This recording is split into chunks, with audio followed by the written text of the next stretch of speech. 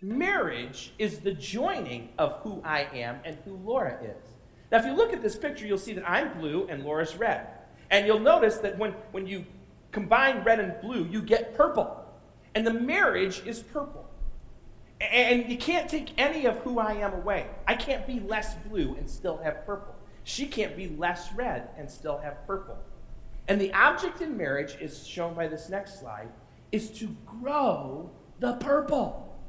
I'm giving more of me, she's giving more of her, and that purple grows until you see completeness, that being one, that purpose of marriage, that holy sex, where it's no longer Jay and Laura, it's Jorah.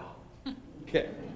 Now, I think a lot of us, and maybe not any of you out there, but for me, when I first got married, I kind of saw marriage as a competition.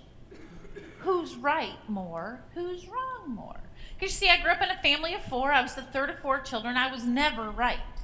And so when I got married, I just wanted to be right just once. So here's what I decided to do, that I was going to keep track of how many times I was right, because I knew there were going to be lots of them, because there was only 2 of us. There had to be sometimes I was going to be right. So when I bought myself a notebook, thought I'd keep track of all the times I was right.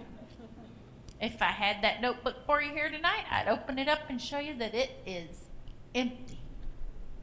Because here's what I discovered, that in marriage, it's not about who's right and who's wrong. It's about being one. And when you go back to that passage in Mark where it says, the 2 shall become one flesh, they are no longer 2, but one. When you look at the Greek in that scripture, that word, the Greek word for one flesh is basar. And it actually means one flesh, one body, one person. Again, not losing any of my red and any of his blue, because then we wouldn't have the purple. You have to have all of Jay and all of Laura to make that marriage one. Now, did the marriage circles make sense?